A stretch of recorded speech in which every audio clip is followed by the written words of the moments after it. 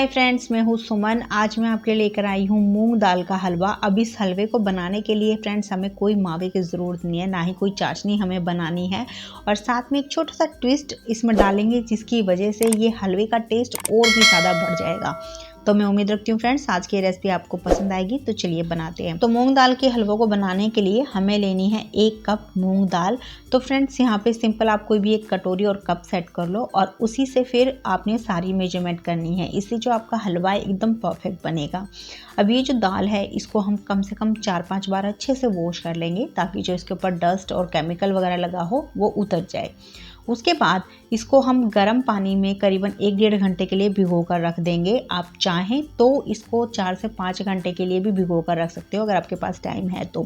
1-1.5 घंटा भिगोने के बाद अभी जैसे आप देख रहे हो दाल हल्की सी फूल गई है और अभी ये बिल्कुल नरम हो गई है।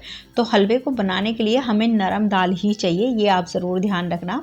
बस अभी इस दाल का जो पानी है इसको तो हम निकाल देंगे। आप चाहें तो इसको छलनी में डाल के भी रख सकते हो ताकि जो इसका एक्स्ट्रा पानी है वो निकल जाए। अब इसके बाद हम लेंगे जार और ये जो दाल है वो इसके अंदर डाल देंगे। अगर आपके पास छोटा जार है तो आप इसे 2 बैच में पीस सकते हैं। अगर बड़ा जार हो तो आप 1 बैच में ही सारी जो दाल है वो डाल लें। अब इस दाल को पीसने के लिए हमें पानी इस्तेमाल नहीं करना है, हम लेंगे घी। जी हाँ, हम घी के साथ में दाल को पीसेंगे और यकीन मानना फ्रेंड्स इससे जो हलवे का टेस्ट है ना वो बहुत ज़्यादा बढ़ जाता है। तो यहाँ पर मैंने 1 कप घी लिया है, सारा नहीं डालना है। इसमें से सिर्फ आधा घी ही अभी हम यूज़ करेंगे और आधा हम बाद में यूज़ करेंगे। अब बस घी डाल के इसको अच्छे से पीस लेंगे। तो घी के साथ में जो दाल है वो बहुत अच्छे से पीस जाती है। तो पीसते समय आप ध्यान रखना कि आपने पल्स मोड पे दाल को पीसना है ताकि जो जार है उसके ऊपर भी लोड ज़्यादा ना पड़े और हमारी जो दाल है वो थोड़ी सी दरदरी पीस कर तैयार हो। अगर ज़्यादा फाइन पेस्ट आप पीस दोगे ना फिर अच्छा हलवा नहीं बनेगा। तो इस तरीके का थोड़ा सा दरदरा पाउडर होगा तो ही हलवे का जो टेक्स्चर है वो बहुत ही बढ़िया आएगा, एकदम खिला खिला सा हलवा बनेगा। अब इसके बाद हम आँच पे कढ़ाई रखेंगे। मैंने यहाँ नॉन स्टिक कढ़ाई ली है, आप कोई सी भी कढ़ाई ले सकते हो, आयरन की, स्टील की, एल्यूमिनियम की, जो भी आपके पास हो मतलब। अब इस कढ़ाई के अंदर हम डाल देंगे आधा कप घी। तो ये सारा नहीं डालना है, करीबन 1 से 1.5 टेबल स्पून घी हमें बचा लेना है, इसको हम लास्ट में यूज़ कर लेंगे। अब ये घी जब गर्म हो जाए उसके बाद इसमें हम डालेंगे 1/4 कप ड्राई फ्रूट्स। तो मैंने यहाँ पर बादाम, काजू, पिस्ता लिए हैं और ये तीनों की जो क्वांटिटी है ना फ्रेंड्स आप अपनी पसंद के हिसाब से रख सकते हैं, कम या ज़्यादा डाल सकते हैं या फिर जो भी नट्स आपको नहीं पसंद है वो स्किप भी कर सकते हैं। यहाँ पर मैंने किशमिश भी लिया करीबन 2 टेबलस्पून के आसपास, पर मैं इसे घी में नहीं भूनने वाली हूँ, मैं लास्ट में ही इसको ऐड करूँगी। आप चाहें तो इसे घी में भी भून सकते हैं। अब आँच को हम लो और मीडियम के बीच में रख देंगे और इसे कंटिन्यू चलाते हुए थोड़ा सा भून लेंगे। घी के अंदर जब हम नट्स को भूनते हैं इससे इसकी जो फ्लेवर है, खुशबू है, वो और ज़्यादा इन्हेंस हो जाती है जिससे हलवे का टेस्ट और ज़्यादा बढ़ेगा। वैसे अगर आपको ये वाला झमेला नहीं करना है भाई तो आप इसे स्किप भी कर सकते हो, सिंपल आप बारीक चॉप करके भी डाल सकते हो। तो अब करीबन 1-2 मिनट इसे भूनने के बाद इसमें हल्की हल्की सी खुशबू आनी शुरू हो गई और साथ में आप नोटिस भी कर रहे होंगे कि हल्का सा इनका कलर भी यहाँ चेंज हो गया है।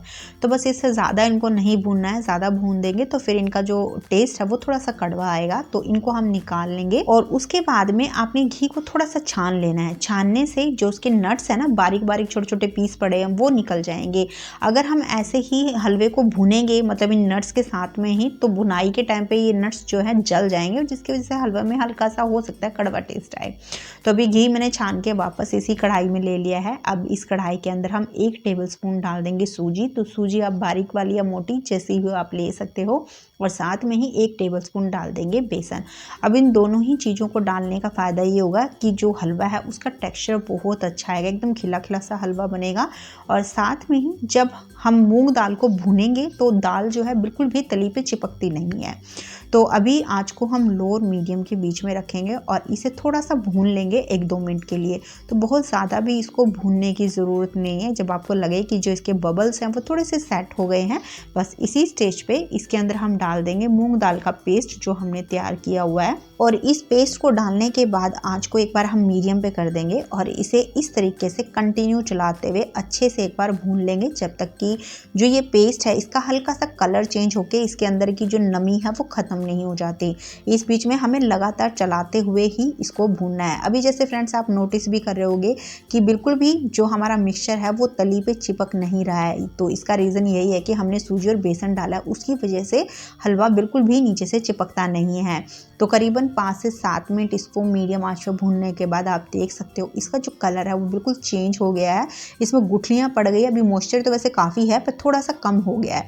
तो अब इस स्टेज पे हम आंच को बिल्कुल धीमे पे कर देंगे और अब इसे अच्छे से भूनना है जब तक कि ये बिल्कुल घी को अलग नहीं कर देता। भाई मेन प्रोसेस यही है, हलवे की बुनाई बहुत अच्छे से करनी होती है। जितने बढ़िया तरीके से हम बुनाई करेंगे ना, हमारा मूंग दाल का हलवा उतना ही ज़्यादा बढ़िया बनता है। वैसे बुनाई करते समय हाथों की वाट लग जाती है, पर यकीन मानिए फ्रेंड्स, जब आप इस हलवे को बना के खिलाओगे ना सबको, तो आप अपनी सारी थकावट भूल जाओगे, क्योंकि हलवा वाकई में बहुत बढ़िया बनता है इस तरीके से। तो चलिए, जब तक हमारा जो हलवा है वो भुन रहा है, हम एक छोटा सा काम और कर लेंगे। हम आंच पे एक दूसरा बर्तन रखेंगे और इसके अंदर हम 3 कप डाल देंगे दूध, और दूध के साथ में ही अभी हम 1 कप डाल देंगे देसी खांड। तो देसी खांड के भाई मेरे पास बहुत सारे क्वेश्चन आते हैं कि भाई ये होती क्या है। तो सिंपल वही देसी खांड अनरिफाइंड शुगर ही होती है।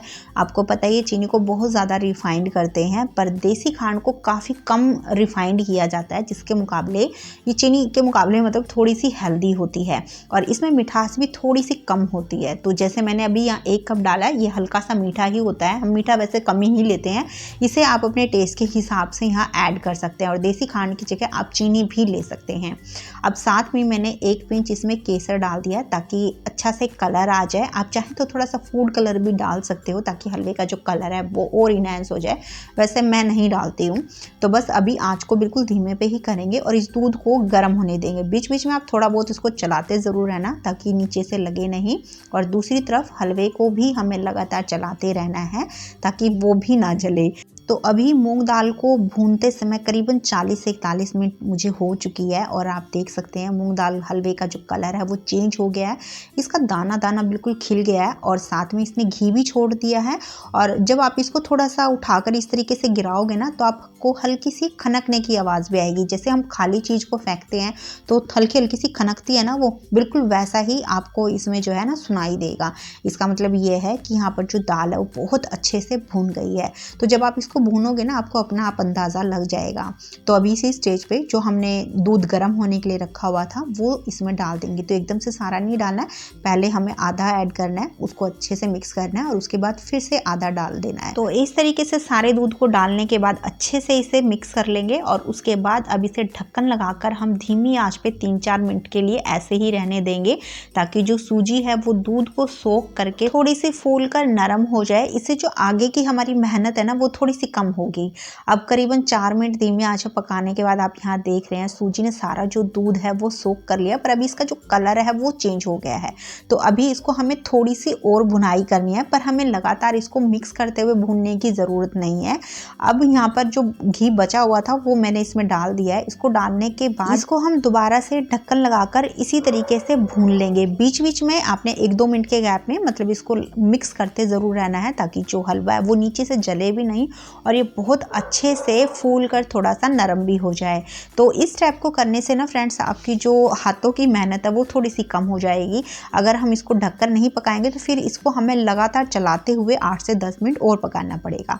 पर अभी जब आप इस तरीके से इसको पकाओगे ना, तो ये जो हलवा है इसका कलर तो चेंज हो ही जाएगा, साथ में ही ये और भी ज़्यादा सॉफ्ट और रसीला बनेगा, क्योंकि इसको हम एक तरीके से स्टीम में पका रहे हैं, मतलब स्टीम कर रहे हैं इसको। तो करीबन 10 मिनट इसे कुक करने के बाद आप यहाँ देख सकते हो हलवे का जो कलर है वो बिल्कुल चेंज हो गया, एकदम दानेदार हलवा बन गया है। और बस अब इस स्टेज पे इसके अंदर हम डाल देंगे ड्राई फ्रूट्स जो हमने भून के रखे हुए हैं, साथ में किशमिश भी डाल देंगे और आधी छोटी चम्मच हरी इलायची पाउडर ऐड कर देंगे। भी मीठा बना रहे हैं तो मीठे में हरी इलायची पाउडर तो जाता ही है, इससे हलवे का टेस्ट और भी ज़्यादा बढ़ जाएगा। बस आप धीमी आंच पे ही इन सारी चीज़ों को एक बार हम अच्छे से मिक्स कर लेंगे। मिक्स करने के बाद बस आंच को बंद कर देंगे और इसे गर्मा गर्म ही सर्व कर लेंगे। तो आपने देख ही लिया फ्रेंड्स, बहुत आसान है इसको बनाना, बस थोड़ी सी मेहनत लगती है इसको बनाते समय। और आप हलवे का टेक्सचर देख सकते हैं, एकदम दानेदार सॉफ्ट और रसीला हलवा बनकर तैयार हुआ है, बहुत ही बढ़िया बनता है। आप इसे ज़रूर बनाना भाई, और बनाने के बाद कैसा लगा सभी को अपना फीडबैक मेरे साथ ज़रूर शेयर करना। मैं उम्मीद रखती हूँ आज की रेसिपी आपको पसंद आई है, अच्छी लगी है। तो जाते जाते प्लीज़ वीडियो वीडियो को लाइक करना, शेयर भी कर देना और साथ में चैनल को सब्सक्राइब भी कर लेना। तो चलिए फिर मिलते हैं आपसे एक नई रेसिपी के साथ में।